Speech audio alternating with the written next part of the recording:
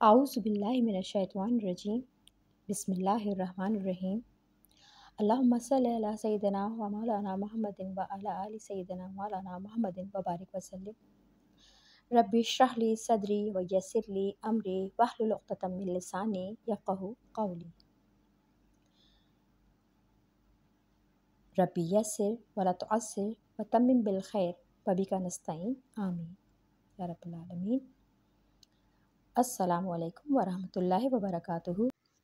अल्हम्दुलिल्लाह, अल्लाह ताला के करम से हम लोग आयत नंबर 56 तक कंप्लीट कर चुके हैं और आज बहुक्म ताला हम इंशाअल्लाह आयत नंबर 57 शुरू कर रहे हैं और 57, 58 और 59 तीन आयतें लेंगे, जिससे कि हमारा छठा नंबर रुकू जो है वो इंशाअल्लाह इख्तिताम पजीर हो जाएगा। तो इसके लिए हम थोड़ा सा पिछले वाले सबक को याद करेंगे अपना, कि पिछली आयत में हमने ये पढ़ा था कि जब हज़रत मूसा अलैहिस्सलाम कोहे तूर पर नबूवत के दर्जे पर फाइज़ होने के लिए गए थे, तो वहाँ उन्होंने 40 रातें इबादत में मशगूल रहे। उनको तौरात की तख्तियाँ अता की गई थीं। जब वो वापस लौटे तो उनकी कौम उनके पीछे बुत परस्ती या फिर ये कह लें कि गाय की बछड़ी की परस्तिश में पड़ गए, जिस पर हज़रत मूसा अलैहिस्सलाम ने उनको मलामत किया और बताया कि सरासर तुम लोग सरकश हो गए हो, शिर्क कर रहे हो, बुत परस्ती को पहुँच गए हो। हज़रत मूसा के अलैहिस्सलाम के बताने और समझाने पे, तौहीद का दर्ज देने पे बजाय समझने के उल्टी उन्होंने एक शर्त ये रख दी थी कि हमने अपनी आँखों से अल्लाह ताला को हम कलाम होते हुए देखना चाहते हैं, जिस पर अल्लाह ताला को उन पे थोड़ी नाराज़ हुए और अल्लाह ताला ने उन पर बिजली की कड़क डाल दी, जिससे कि वो सब मर गए। अब यहाँ पे कुछ मुफस्सिर बयान करते हैं कि वो मरे नहीं थे बल्कि बेहोश थे। तो यहाँ पे साहिब बयान कुरान कह रहे हैं कि ये बेहोशी नहीं थी, बल्कि लफ्ज़ यहाँ मिन बादी मौतिकुम कहा गया है, यानी कि मौत का लफ्ज़ इस्तेमाल किया गया है। तो वो मरे थे, बेशक इन्नल्लाह अला कुल्ली शैइन क़दीर, अल्लाह ताला हर चीज़ पे क़ादिर है। अल्लाह ताला चाहें तो सब कुछ कर सकते हैं। जैसे कि हज़रत उज़ैर अलैहिस्सलाम को अल्लाह ताला ने 100 बरस तक मौत तारीक रखी थी, फिर उठाया, तो अल्लाह ताला के लिए कोई काम नामुमकिन नहीं है। इसी तरह से सूरह कहफ़ में 300 बरस तक असहाबे कहफ़ को सुलाया था। तो अल्लाह ताला जिसको चाहे मौत दे सकते हैं, जिसको चाहे कई साल सुला सकते हैं, ये सब कुछ अल्लाह से बईद है। अब इसमें आगे हमारे पिछले आयत में हमारे जो था वो ये था कि तौबा के कबूल होने के लिए क्या बात ज़रूरी है।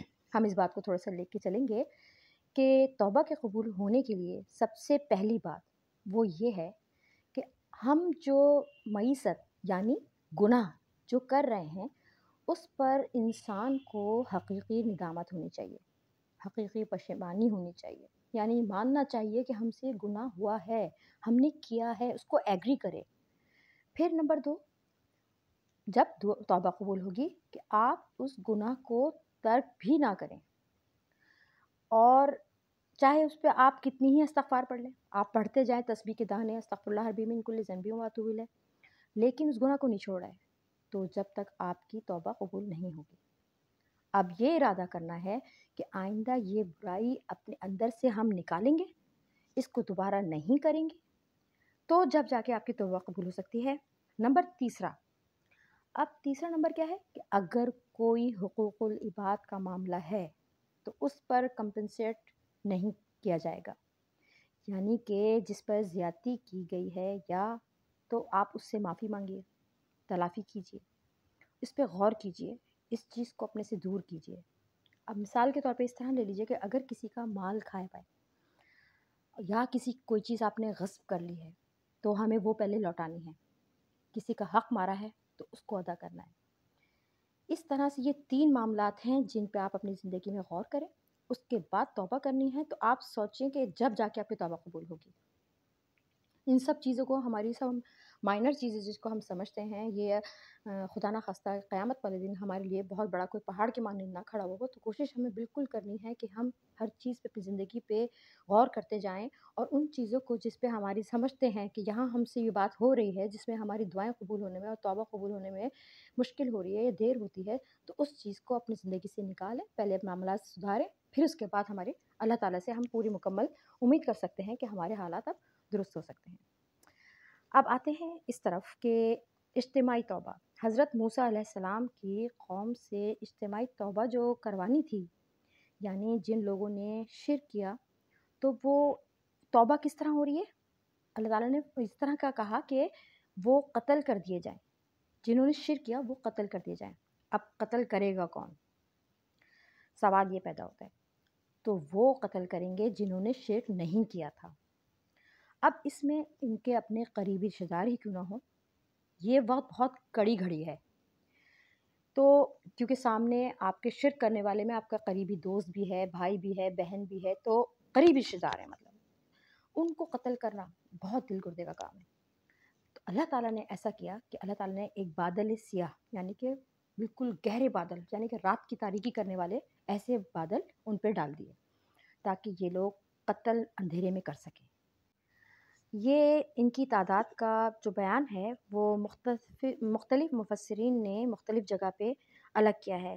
کہیں بتایا جا رہا ہے کہ ان کی تعداد 70,000 ہے، اور کہیں بتایا جا رہا ہے کہ ان کے جو قتل ہوئے ہیں افراد یہ 3,000 کے قریب ہیں۔ بغیر یہ کہ اللہ تعالیٰ نے یہ شرط کی کہ یہ قتل کر دیے جائیں تو توبہ قبول ہوگی، اور اسی طرح انہوں نے توبہ کی اور ان کی توبہ قبول ہوئی، اور بے شک اللہ تعالیٰ بہت غفور الرحیم ہیں اور توبہ قبول کرنے والے ہیں۔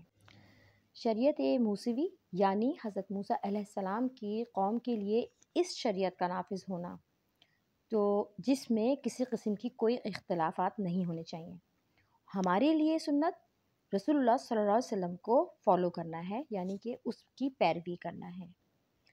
اب ہمارا یہ تقریباً اس کا خلاصہ یا سمجھ لیں کہ پچھلی آیات کا ہم نے تھوڑا سا ریویژن یا اعادہ کیا ہے، اور اب ہم انشاءاللہ شروع کرتے ہیں، آیت نمبر 57 کی تلاوت کرتے ہیں۔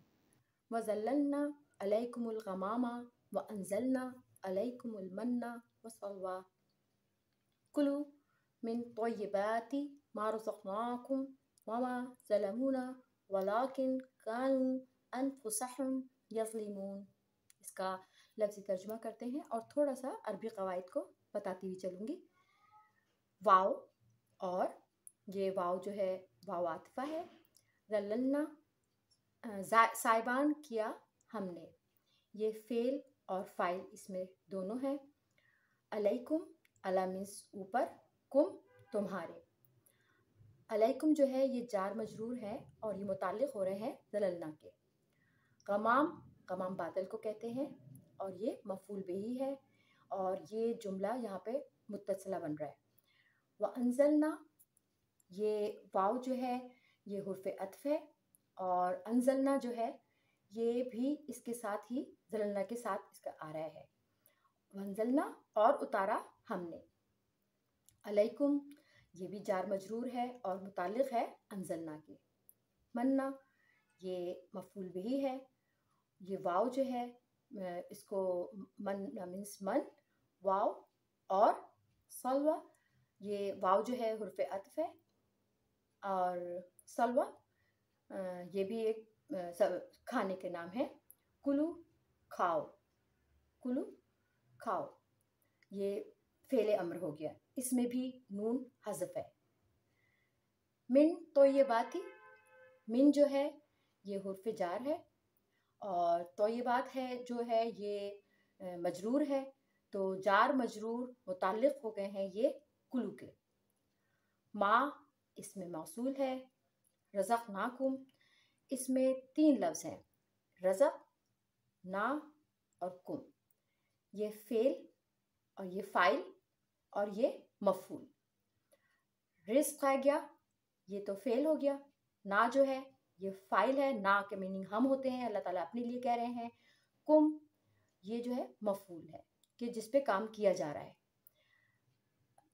من، سے، طیباتی، اس پاک چیز سے، ما، جو کہ یہ اس میں موصول ہے، یعنی کہ یہ صلہ بنتا ہے اس کا، اسے کنیکٹ کرنے کے لیے۔ رزقناکم، دیا ہم نے تم کو۔ وما، واو حرف عطف ہے، ما یہاں ماں جو آ رہا ہے، ہمیشہ ہم نے اکثر زیادہ تر پڑھا ہے کہ لا میننگ نہ ہوتے ہیں، لیکن ماں کے میننگ بھی قرآن پاک میں نہ کے آتے ہیں، اور اس کو ماں نافیہ کہلاتا ہے۔ یہ واؤ جو ہے اس وقت، یہ واؤ حالیہ ہے، جو حال سے گزر رہے ہیں اس کے لیے آ رہا ہے، اور ماں جو ہے یہ نافیہ ہے۔ ظلمونا، ظلمونا میں بھی اس میں فائل فعل بھی ہے، فائل ہے، اور اس میں مفعول بھی ہے۔ ظلم کیا انہوں نے ہم کو، ولیکن واؤ اور لیکن یہ حرف ہے، لیکن لیکن ہے اس کے میننگ۔ کانو، یہ لفظ کانا سے نکلا ہے، جمع کا صیغہ ہے، اور یہ اسم ہے۔ انفسہم، انفسہم جانوں کو، کانو کے میننگ تھے اور وہ، انفسہم نفسوں کو، ہم اپنے، انفسہم جو ہے مفعول بہ ہے، یہ یظلمون جو ہے فعل مضارع ہے، اور یہ فاعل ہے۔ فاعل جو ہے یہ کانا کی خبر ہے، یہ جو کانا ہے اس کی یہ خبر ہے، ظلم کرتے تھے۔ لیکن کانو تھے وہ، انفسہم جانوں پہ اپنی کو، یظلمون ظلم کرتے۔ اب اس کا محاورتاً اس کا ترجمہ کرتے ہیں۔ اور ہم نے تم پر بادلوں کا سایہ کیا، اور ہم نے تمہارے اوپر من و سلوہ نازل کیا، جو کچھ ہم نے تم کو دیا اس میں سے پاکیزہ چیزیں کھاؤ، اور انہوں نے ہمارا کوئی نقصان نہیں کیا، لیکن اپنی ہی جانوں کا نقصان کیا کرتے تھے۔ اس کی ہم تفسیر سٹارٹ کرتے ہیں۔ اس میں جب بنی اسرائیل مصر سے نکلے اور دریا پار کر کے ایک بیابان جنگل میں پہنچے، جہاں سے ان کو اپنے وطن کنعان جانا تھا۔ یہ جزیرہ نما سینا کے لق و دق صحرا میں تقریباً 6 لاکھ افراد کا قافلہ ہے، اور یہ ظاہر ہے جب 6 لاکھ افراد کا قافلہ ہے تو آہستہ آہستہ ہی چل رہا ہوگا۔ اس میں ان کو نہ کوئی اوٹ ہے، نہ کوئی سایہ ہے، دھوپ کی تپش سے بچنے کے لیے کوئی انتظام نہیں، اور ان کو کھانے پینے کی بھی حاجت تھی، یعنی یہ سفر ہی سفر ہے۔ اس میں کوئی تجارت نہیں تھی، کوئی صنعت و حرفت یا زراعت کا کوئی موقع نہیں تھا، تو ان کو کھانے کی بدستور ان کو ضرورت تھی، جس کا ہر انسان محتاج ہے۔ تو اس ضرورت کے لیے جب ان کے اوپر یہ پریشانی آئی تو بنی اسرائیل یہ جو تھے بہت ناشکرے تھے۔ ان پر جب کبھی بھی کوئی سختی آتی تھی تو یہ حضرت موسیٰ علیہ السلام کے پیچھے لگ جاتے تھے کہ اس آدمی نے ہمیں مروا دیا، ہم تو صحیح سالم اپنے آرام سے کر رہے تھے، کھاتے پیتے تھے، کیا آزادی دلوائی اس نے ہمیں فرعون سے کہ ہم تو اور مصیبت میں پڑ گئے۔ جبکہ انہوں نے یہ نہیں سوچا کہ ان کی وہ غلامی کی زندگی گزار رہے تھے اور شرک کی زندگی میں مبتلا ہو رہے تھے۔ آگے آیت میں بتایا کہ حضرت موسیٰ علیہ السلام اور حضرت ہارون علیہ السلام اللہ کی بارگاہ میں اس حالت میں سجدے میں گرے، اللہ تعالیٰ سے دعا کی، اللہ تعالیٰ پانی کا انتظام کر دیں، سائے کا انتظام کر دیں۔ تو اللہ تعالیٰ نے ان کے اوپر یہ فضل کیا کہ تمام دن ایک بادل کا سایہ ان پر رہتا تھا، وہ جہاں جہاں جاتے تھے وہ بادل ان کے ساتھ ساتھ رہتے تھے، ان کے اوپر ابر کیا رہتا تھا۔ اللہ تعالیٰ نے ان کی اس حاجت کو پورا کرنے کے لیے من و سلوہ کا نازل فرمائے۔ اب اس کے بارے میں ہم پڑھتے ہیں کہ یہ من اور سلوہ یہ کیا چیز ہے۔ تو من بتایا جا رہا ہے کہ یہ ایک عبرانی زبان کا لفظ ہے اور عربی زبان میں بھی ہے، دونوں میں استعمال ہوتا ہے۔ یہ من کا مطلب ہوتا ہے کیا، جیسے کہ کوشچن کے لیے پوچھا جاتا ہے نا، تو وہ آپس میں پوچھتے تھے جب وہ کوئی ایک چیز گری تو انہوں نے پوچھا من ما ہاذا، یہ کیا ہے، اس طرح کا اس کا نام یہ رکھا گیا۔ مولانا اصلاحی صاحب من کو احسان کنسیڈر کرتے ہیں، یعنی من اللہ، اللہ کی طرف کا احسان، واللہ علم بالصواب۔ من کے بارے میں علماء تفسیر کے بہت سے اقوال ہیں۔ حضرت ابن عباس رضی اللہ تعالیٰ عنہ فرماتے ہیں کہ یہ ایک ایسی چیز تھی جو درختوں پہ نازل ہو جاتی تھی، صبح جا کر اس میں سے جس قدر چاہتے تھے کھا لیتے تھے۔ حضرت مجاہد رحمۃ اللہ علیہ فرماتے ہیں یہ ایک قسم کا گون تھا۔ حضرت اکرمہ نے فرمایا ہے کہ یہ کوئی چیز تھی گاڑے گودے کی طرح کی، اور حضرت قتادہ کا قول ہے کہ یہ لوگ جہاں مقیم ہوتے ہیں وہیں برف کی طرح ان کی جگہوں کے پاس جہاں وہ ہوتے تھے من کا نزول ہوتا تھا، جو دودھ سے زیادہ سفید اور شہد سے زیادہ میٹھا ہوتا تھا، اور یہ طلوع فجر سے لے کے طلوع شمس تک نازل ہوتا رہتا تھا۔ کچھ جگہ یہ بھی لکھا ہے کہ من کی شکل میں یہ دھنیے کے کچھ بیج کی طرح کی کوئی چیز ہوتی تھی۔ اس میں تمام غذائیت، کاربوہائیڈریٹ کی ضرورت اس کی پوری ہو جاتی تھی، کیونکہ یہ تھوڑا میٹھا ہوتا تھا۔ یہ اس کو جمع کر کر پیس کر کھاتے تھے۔ اس کو ایک دن کی ضرورت کے مطابق ہر شخص کو لینے کی اجازت تھی۔ اس سے زیادہ اگر کوئی لے لیتا تھا تو وہ خراب ہو جاتی تھی۔ البتہ جمعے کے دن اور جمعہ اور سنیچر دونوں کے لیے یہ لے لیا کرتے تھے۔ یہ روایت تفسیر ابن کثیر میں ہے۔ حضور صلی اللہ علیہ وسلم نے ارشاد فرمایا کہ اجوا مدینہ منور کی ایک خاص کھجور، جس کو ہم سب جانتے ہیں، یہ کھجور جو ہے جنت سے اس کا بیج لایا گیا تھا، اور اس کھجور میں زہر سے شفا ہے، اور کھمبی جو ہوتی ہے یہ من سے ہے، یعنی کہ یہ اس جیسی ایک کھمبی ہوتی ہے جس کو یہ کہا گیا تھا کہ یہ چیز ہے جس کو کھایا جاتا تھا۔ اس کا پانی آنکھوں کے لیے شفا ہے۔ یہ روایت صحیح بخاری میں ہے، صفحہ نمبر 643، جلد نمبر 2۔ اچھا، اب اس سے ہمیں یہ معلوم ہوا کہ یہ جو کھمبی ہے یہ کبھی کبھی زمین پہ ہم کو نظر آتی ہے۔ یہ اس من کا بقیہ حصہ ہے جو بنی اسرائیل پہ نازل ہوا تھا۔ راوی حدیث ہے، حضرت ابو ہریرہ رضی اللہ عنہ سے بیان ہے کہ میری ایک باندی چندھی تھی، یعنی کہ اس کی آنکھیں چھوٹی چھوٹی تھیں، یا اس میں ترچھا پن تھا، تو میں نے کھمبی کا پانی لے کر اس کی آنکھ میں ڈالا تو وہ ٹھیک ہو گئی۔ یعنی کہ کھمبی کے پانی میں اللہ تعالیٰ نے شفا رکھی ہے۔ آسمان سے اللہ تعالیٰ کی طرف سے جو بھی نعمت آ رہی ہے وہ واقعی وہ نعمت تھی، اس پہ ناشکراپن ہونے کی وجہ سے وہ ہم سے دور کی گئی ہے، اور بنی اسرائیل نے کے اوپر یہ خاص نعمتیں اور انعامات ان پہ نازل ہوئیں۔ اب چلتے ہیں سلوا کی طرف۔ یہ سلوا کیا چیز ہے؟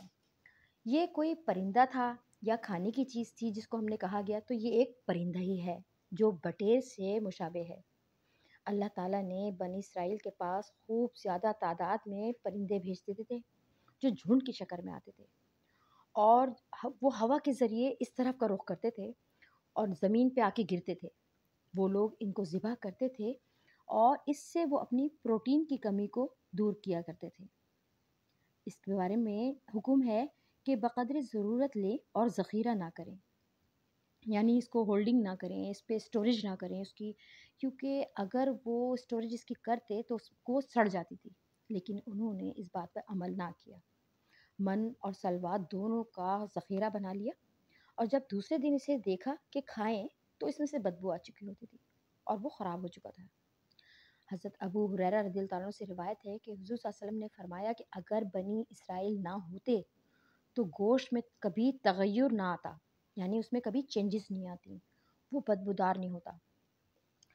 مطلب یہ ہوا کہ بنی اسرائیل نے اللہ پر بھروسہ نہ کیا۔ ان کے لیے حکم تھا کہ وہ من سلوا کو اٹھا کر نہ رکھیں، لیکن وہ نہ مانے۔ اٹھا کر رکھا تو اس میں بدبو آ گئی، خراب ہو گیا، لہٰذا گوشت کے خراب ہونے کی ابتدا انہی لوگوں کی وجہ سے ہوئی ہے، اور انہی کی حرکت بد کی وجہ سے یہ ہوا ہے۔ آگے آیت آ رہی ہے، کلوا من طیبات ما رزقناکم۔ اللہ تعالیٰ فرما رہے ہیں کہ ہم نے کہا کھاؤ ان پاکیزہ چیزوں کو جو ہم نے تم کو عطا کی ہیں۔ یعنی کہ حضرت موسیٰ علیہ السلام کے لیے بھی، کی قوم کے لیے بھی یہی الفاظ کہے گئے ہیں کہ پاکیزہ چیزوں میں سے کھائیں جو اللہ تعالیٰ کی طرف سے آئی تھی، آسمان سے اللہ تعالیٰ نے اپنی نعمت اتاری تھی۔ اسی طرح سے ہم کو بھی، امت محمدیہ بھی ہم کو اللہ تعالیٰ نے فرمایا ہے آپ پاکیزہ مال سے، پاکیزہ چیزوں سے، اسی میں سے کھائیں جو کچھ بھی اللہ تعالیٰ نے ہم کو عطا کی ہیں۔ ہم خود کچھ نہیں ہیں، بلکہ ہمارے پاس جو بھی چیز آ رہی ہے وہ اللہ ہی تعالیٰ کی عطا کی ہوئی ہے، اسی میں سے ہی ہم کو کھانا ہے۔ آگے اس کا آخری آیت ہے، وَمَا ظَلَمُونَا وَلَٰكِن كَانُوا أَنفُسَهُمْ يَظْلِمُونَ۔ آیت نمبر 57 یہاں پہ کمپلیٹ ہو رہی ہے۔ اس کی میننگ کہ اور انہوں نے ہمارا کچھ نقصان نہیں کیا۔ اللہ تعالیٰ فرما رہے ہیں کہ ان لوگوں نے، جنہوں نے اللہ تعالیٰ نے جو یہ انوار اپنے انعامات اتارے ہیں، اس سے اللہ تعالیٰ کو کوئی نقصان نہیں ہوا ہے، بلکہ وہ خود اپنے اوپر ظلم ڈھاتے رہے۔ یعنی انہوں نے اس اللہ تعالیٰ کی ناشکری کی، جس کی وجہ سے ان کو یہ من و سلوا دینا بند کیا، اور انہوں نے یہی کہا تھا کہ ہم کو مختلف چیزیں کھانے میں چاہیے، مثلا گیہوں وغیرہ چاہیے، جو ہم آگے انشاءاللہ آیت میں پڑھیں گے۔ تو جس کی وجہ سے ان کی ناشکری کی وجہ سے یہ من اور سلوہ عطا ہونا ختم ہوا۔ اب ہم آیت نمبر 58 اسٹارٹ کرتے ہیں۔ وَإِذْ قُلْنَا ادْخُلُوا هَٰذِهِ الْقَرْيَةَ فَكُلُوا مِنْهَا حَيْثُ شِئْتُمْ رَغَدًا وَادْخُلُوا الْبَابَ سُجَّدًا وَقُولُوا حِطَّةٌ نَغْفِرْ لَكُمْ خَطَايَاكُمْ وَسَنَزِيدُ الْمُحْسِنِينَ۔ اس کا لفظی ترجمہ کرتے ہیں۔ واو اور از جب فعل ماضی، قلنا یہ فعل اور فاعل ہے، اس کی میننگ ہے کہا ہم نے۔ ادخلو، ادخلو یہ فعل ہے اور فعل امر ہے، اور اس میں نون جو ہے اس میں حذف ہے اور یہ مبنی ہے۔ اس کی میننگ ہے داخل ہو۔ حاضی، حاضی اس میں اشارہ ہے اور اس کا مطلب ہے اس۔ قریتی، قریتی کی میننگ ہے گاؤں میں۔ اچھا، شہر اور جگہ کے جب لفظ آتا ہے تو یہ مونس ہوتا ہے، اور اس کی علامتی مونس جو ہے اس کی یہ گولتا ہے، تائے تانیث ہے یہ۔ فکلو، یہ فا جو ہے اس میں فکلو میں فا جو ہے حرف عطف ہے، اور کلو جو ہے یہ عطف ہے، تو فا کی میننگ ہے پس، اور کلو مینس کھاؤ، پس کھاؤ۔ منہا، منہا جو ہے یہ جار مجرور ہے، اور اس کی میننگ ہے من اور ہا دو لفظ سے ہے، تو من مینس اس، اور ہا اس کی طرف اشارہ کیا گیا ہے، یہ جار مجرور ہے، متعلق ہے کلو کے۔ حیثو، حیثو یہ ظرف مکان ہے، یعنی کہ آپ کو پتہ چلتا ہے اس کی میننگ کہ کسی جگہ کی بات ہو رہی ہے۔ حیثو کی میننگ ہے جہاں۔ شئتم، شئتم کی میننگ چاہو تم، یہ فعل اور فاعل ہے۔ رغدن، رغدن کے مطلب ہے با فراغت، اور یہ مفعول مطلق ہے۔ وادخلو، واو جو ہے یہ عطف ہے، اور ادخلو جو ہے یہ اس کی میننگ ہے اور داخل ہو جاؤ۔ بابا یہ مفعول بہی ہے اور اس کی میننگ ہے دروازے میں۔ سجدن، سجدہ کرتے ہوئے۔ سجدن یہ حال ہے، یعنی کہ کس طرح سے کیا کرتے ہوئے، اس حال میں کہ تم سجدہ کرتے ہوئے جاؤ، یہ حال ہے۔ وقولو، واو اور قولو کہو، واو جو ہے یہ حرف عطف ہے ادخلو کے اوپر، اس ادخلو پہ۔ وقولو، واو ہو یہ پڑھ لیا۔ حتتن بخشش مانگتے ہیں۔ نغفر لکم، اچھا حتتن بتاتی چلو میں، یہ خبر ہے، اور نغفر لکم تو نغفر جو ہے ہم بخش دیں گے۔ نغفر لکم یہ فعل مضارع ہے، اور لکم یہ اس کی میننگ ہے واسطے تمہارے، یہ جار مجرور ہے۔ یہ خطایاکم یہ مفعول بہ ہے، اور اس کی میننگ ہے خطائیں تمہاری۔ وسنزید المحسنین، واو یہ عاطفہ ہے، اور سنزید المحسنین اس میں اس کی میننگ ہے البتہ زیادہ دیں گے ہم۔ محسنین یہ مفعول بہ ہے، اور اس کی میننگ ہے نیکی کرنے والوں کو۔ اس کا با محاورہ اس کا ترجمہ کرتے ہیں۔ اور جب ہم نے کہا داخل ہو جاؤ اس بستی میں، سو کھاؤ اس میں سے جہاں سے چاہو خوب اچھی طرح، اور داخل ہو جاؤ دروازے میں جھکے ہوئے، اور یوں کہو کہ ہم گناہوں کی بخشش کا سوال کرتے ہیں، ہم تمہاری خطائیں بخش دیں گے اور نیکوکاروں کو اور زیادہ دیں گے۔ اب اس کی تفسیر کرتے ہیں۔ اس میں جو بتایا گیا ہے کہ ایک بستی ہے جس میں خوشو کے ساتھ داخل ہونا ہے، اور اس میں بنی اسرائیل کی شرارت اور اس پر ان کا عذاب آنے کا تذکرہ ہے۔ تو جو فرمایا گیا یہاں پہ کہ وَإِذْ قُلْنَا ادْخُلُوا هَٰذِهِ الْقَرْيَةَ، لفظ جو ہے یہ هَٰذِهِ الْقَرْيَةِ، یعنی یہ جو کہا گیا کہ پچھلے ہم نے پڑھا تھا ابلیس والے اس میں حضرت آدم کے قصے میں هَٰذِهِ الشَّجَرَةَ کہا گیا تھا، یہاں پہ کہا گیا ہے هَٰذِهِ الْقَرْيَةَ، یعنی کسی طرف کی مثال دی گئی ہے کہ هَٰذِهِ اس طرف کسی چیز کی طرف اشارہ کیا جا رہا ہے۔ وہاں شجر کی طرف اشارہ تھا اور یہاں کسی گاؤں کی یا کسی علاقے کی طرف اشارہ کیا جا رہا ہے۔ تو یہ شہر یا تو یروشلم بیت المقدس کی طرف ہے یا اس سے پہلے کا علاقہ ہے۔ بنی اسرائیل کے صحرائے سینا میں آنے اور تورات عطا کیے جانے کے بعد حضرت موسیٰ علیہ السلام ہی کے زمانے میں انہیں جہاد اور قتال کا حکم ہوا، لیکن اس سے پوری قوم نے انکار کر دیا۔ اس پر اللہ تعالیٰ نے ان پر یہ سزا مسلط کر دی کہ وہ 40 برس تک اسی صحرا میں بھٹکتے پھریں گے۔ وہاں پہنچنے میں انہیں 40 سال لگ گئے۔ صبح کو جہاں سے چلتے تھے شام کو وہیں موجود ہو جاتے تھے۔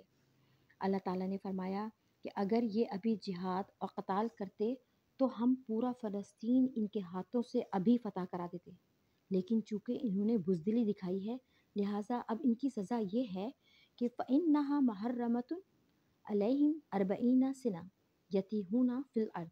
سورہ مائدہ کی آیت نمبر 26 ہے یہ، یعنی ارض فلسطین جو ان کے لیے ارض موعود تھی وہ ان پر 40 سال کے لیے حرام کر دی گئی ہے۔ اب یہ 40 سال تک اسی صحرا تی میں بھٹکتے پھریں گے۔ صحرا نوردی کے اس عرصے میں حضرت موسیٰ علیہ السلام کا بھی انتقال ہو گیا اور حضرت ہارون علیہ السلام کا بھی۔ اس عرصے میں ایک نئی نسل پیدا ہوئی اور وہ نسل جو مصر سے غلامی کا داغ اٹھائے ہوئے آئی تھی وہ پوری کی پوری ختم ہو چکی تھی، یعنی وہ سب ختم ہو چکے تھے۔ اب ایک نئی نسل پیدا ہوئی ہے۔ غلامی کا ان کا جو اثر تھا وہ اس قوم کے اوپر اتنا خطرناک پڑا کہ ان کے اندر اخلاق و کردار کی کمزوریاں پیدا ہوتی ہی چلی گئیں، اور وہ صحرا کے اس صحرا نوردی اس کے زمانے میں جو نسل پیدا ہوئی یہ صحرا ہی میں پروان چڑھ رہی تھی۔ یہ ایک آزاد نسل تھی جو ان کمزوریوں سے پاک تھی جو ان کے پچھلوں میں پیدا تھی۔ ان میں ایک جذبہ تھا اور ان میں قوت بھی تھی۔ بنی اسرائیل کی اس نئی نسل نے حضرت موسیٰ علیہ السلام کے خلیفہ بنے، یعنی حضرت موسیٰ علیہ السلام کے بعد جو خلیفہ آئے ہیں یہ خلیفہ اول ہیں حضرت یوشع بن نون۔ ان کا جب دور آیا اور ان کے ہاں سے جو نئی نسل اس بیابان میں پیدا ہوئی تو یہ تیہ کے میدان میں اس نسل نے یہ شہر جو ہے یہ میپ میں آتی ہے جس کا نام اریحا بتایا جا رہا ہے، لیکن آج بھی یہ شہر جریحو کے نام سے موجود ہے۔ یہاں پر اس فتح کے بعد کا تذکرہ ہو رہا ہے کہ یاد کرو جب کہ ہم نے تم سے کہا تھا کہ اس شہر میں فاتح کے حیثیت سے داخل ہو جاؤ اور پھر جو کچھ نعمتیں یہاں ہیں اسے متمتع ہو، یعنی کہ خوب اچھی طرح کھاؤ پیو، لیکن جب شہر کے دروازے سے داخل ہونا تو سجدہ کرتے ہوئے داخل ہونا۔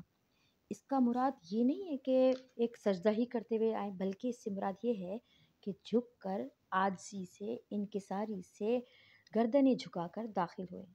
یہ نہ سمجھنا کہ یہ فتح تم نے بزور بازو حاصل کی ہے۔ اس کا نقشہ ہمیں حضرت محمد مصطفیٰ صلی اللہ علیہ وسلم کی شخصیت میں نظر آتا ہے کہ جب فتح مکہ ہوئی تھی تو اس موقع پہ آپ صلی اللہ علیہ وسلم جب مکے میں داخل ہوئے تھے تو آپ صلی اللہ علیہ وسلم جس سواری پہ بیٹھے ہوئے تھے آپ صلی اللہ علیہ وسلم کی پیشانی مبارک اور اس اونٹنی کی وہ جو سواری تھی اس کی گردن سے کے ساتھ تقریباً جڑی ہوئی تھی، یعنی قریب تر ہو گئی تھی۔ یہ سجدہ نہیں تھا بلکہ ایک احتراماً جھک کر داخل ہوئے تھے۔ یہ وقت ہوتا ہے جب کہ ایک فاتح کے اندر تکبر اور تعالی کا مظاہرہ کرتا ہے، یعنی اپنے آپ کو فاتح تکبر والا نہیں لے کے آئیں، جھکے ہوئے داخل ہوں، تواضع کا طریقہ اختیار کریں، غرور اور تکبر کو پاس بھی نہ آنے دیں۔ اس کے ساتھ ہی انہیں حکم دیا گیا کہ وقولوا حطۃ نغفر لکم خطایاکم، اور کہتے جاؤ مغفرت مغفرت۔ اب حطۃ کا جو لفظ ہے یہ فعلتن کے وزن پہ آ رہا ہے اور اس کا مادہ ہا توا ہے، حتی یحطو حتن۔ یہ اس کے متعدد معنی ہیں جن میں سے ایک معنی یہ ہے کہ پتے جھڑنا۔ مثلا آپ یہ سمجھ لیں کہ حتی ورق شجرہ، یعنی اس نے درخت کے پتے جھاڑ دیے۔ حطتن کے معنی استغفار اور مغفرت طلب کرنا ہے، اور توبہ کے لیے بھی استعمال کیا جاتا ہے۔ یہ گویا اس میں سے گناہوں کو جھاڑ دینے اور خطاؤں کو معاف کر دینے کا مفہوم صاف نظر آتا ہے۔ چنانچہ انہوں نے کہا کہ وقولوا حطۃ کا مفہوم یہ ظاہر ہوتا ہے کہ یہ جو فاتح لوگ تھے جب بستی میں داخل ہوئے تو اس وقت ان کی گردنیں جو تھیں عاجزی کے ساتھ جھکی ہوئی ہونی چاہیے تھیں. وہیں تمہاری زبان پر استغفار بھی ہونا چاہیے کہ اے اللہ ہمارے گناہ جھاڑ دے، ہماری مغفرت فرما دے. اس میں عاجزی ہو، شکر ہو کہ اللہ تعالیٰ آپ کا شکریہ کہ آپ نے ہم پر یہ انعامات عطا فرمائے. اگر تم ہمارے اس حکم پر عمل کرو گے تو ہم تمہاری خطائیں معاف فرما دیں گے، اور تم میں سے جو محسن اور نیکوکار ہوں گے انہیں مزید فضل و اکرام اور انعام و اکرام سے نوازیں گے. آیت نمبر 59 فبدل الذین ظلموا قولا غیر الذی قیل لهم فانزلنا علی الذین ظلموا رجزا من السماء بما كانوا یفسقون. اس کا لفظی ترجمہ کرتے ہیں. فبدل یہ فعل ماضی ہے، الذین اس میں موصول ہے اور یہ فاعل ہے، ظلموا یہ صلہ موصول ہے، قولا مفعول بھی ہے. فبدل کی میننگ ہے پس بدل ڈالا، الذین ان لوگوں نے جنہوں نے، ظلموا ظلم کیا تھا، قولا بات کو، غیر یہ صفت القولہ ہے اور اس کی میننگ ہے سوائے اس کے، الذی جو، الذی اس میں موصول ہے اور مضاف الیہ ہے. قیلا قیلا کے میننگ ہے، اچھا اس کی میننگ ہے غیر سوائے اس کے، الذی جو، قیلا کہی گئی تھی یہ فعل ماضی ہے، لہم جار مجرور ہے اور اس کے معنی ہیں واسطے ان کے. فانزلنا فانزلنا پس اتارا ہم نے. اس فانزلنا میں فا جو ہے یہ حرف ہے اور انزلنا جو ہے عطف ہے پچھلے جملے کے اوپر. الذین اس میں الا جو ہے یہ جار مجرور متعلق ہے، متعلق یہ ہے انزلنا پہ. پھر آ رہا ہے اس کے میننگ الا کے مینس اوپر، الذین ان لوگوں کے، ظلموا ظلم کرتے تھے یہ صلہ موصول ہے، رجزم مینس عذاب اور یہ مفعول بھی ہے. من یہ جار مجرور ہے، من السمائی من سے سمائی آسمان، آسمان اور من السمائی جو ہے یہ جار اور یہ مجرور ہے. بما سبب اس کے اس میں جو ہے با جو ہے یہ حرف ہے اور ما جو ہے ما مصدریہ ہے. کانو کانو لفظ کانا سے بنا ہے، کانو کی میننگ ہے تھے وہ اور یہ اسم ہے. یفسقون فسق کرتے، یفسقون جو ہے یہ خبر ہے. یہاں اس کا محاورت ترجمہ کرتے ہیں. سو بدل دیا ان لوگوں نے جنہوں نے ظلم کیا بات کو اس بات کے علاوہ جو ان سے کہی گئی تھی. سو ہم نے نازل کر دیا ان لوگوں پر آسمان سے عذاب جنہوں نے ظلم کیا جس وجہ سے کہ وہ نافرمانی کرتے تھے. یہاں الحمدللہ ہمارا چھٹا رکوع اختتام پذیر ہوا ہے اور اب ہم اس کی الحمدللہ تفسیر کی طرف آتے ہیں. اس فبدل الذین میں دیکھیں حکم کیا ہوا تھا اور انہوں نے حرکت کیا کی. اسی کو فرمایا کہ ظالموں نے اس کو بدل دیا جس کا حکم تھا. عمل کو تو اس طرح بدلا کہ جھکے ہوئے داخل ہونے کے بجائے وہ بچوں کی طرح اپنے دھڑوں پر گھسٹتے ہوئے داخل ہوئے، جس میں ایک طرح کا مذاق کا عنصر انہوں نے ڈال دیا. اور جو معافی مانگنے کا حکم ہوا تھا اس میں اس طرح عدل بدل کر دیا کہ جو یہ لفظ بتایا جا رہا ہے کہ ان سے کہا گیا تھا کہ ہتتن کہتے ہوئے داخل ہونا، لیکن انہوں نے اس کے بجائے ہن تتن کہنا شروع کر دیا، یعنی ہمیں تو گیہوں چاہیے گیہوں چاہیے. ایک اور جگہ صحیح بخاری میں صفحہ نمبر 643 جلد نمبر 2 اس میں بتایا کہ وہ کہہ رہے تھے کہ ہتتن کے بجائے وہ کہتے تھے حبتن فی شعیرتن، یہ کہتے ہوئے داخل ہوئے. یعنی انہوں نے اپنی باتوں سے ایسی حرکت کی کہ اللہ تعالیٰ نے ان کے فاسقانہ کرتوتوں کی وجہ سے ان کے اوپر عذاب نازل کر دیا. یہ عذاب جو بنی اسرائیل پہ نازل ہوا تھا اس کو رجز سے تعبیر فرمایا ہے. یہ جو آگے پیچھے اس آیت میں لفظ آیا تھا کہ فَأَنزَلْنَا عَلَى الَّذِينَ ظَلَمُوا رِجْزًا، اس کو رجز سے تعبیر فرمایا ہے۔ مفسر نے لکھا ہے کہ ان لوگوں پر طاعون کی بیماری بھیج دی گئی، ایک وبا کا نام ہے طاعون، جس کی وجہ سے کثیر التعداد بنی اسرائیل کی موتیں ہوئیں۔ علماء تفسیر نے یہاں حضور اکرم صلی اللہ علیہ وسلم کا یہ ارشاد بھی نقل کیا ہے کہ الطاعون رجز عذاب بہ من کان قبلکم، یعنی طاعون رجز ہے، عذاب ہے، جس کے ذریعے تم سے پہلے امتوں کو عذاب دیا گیا۔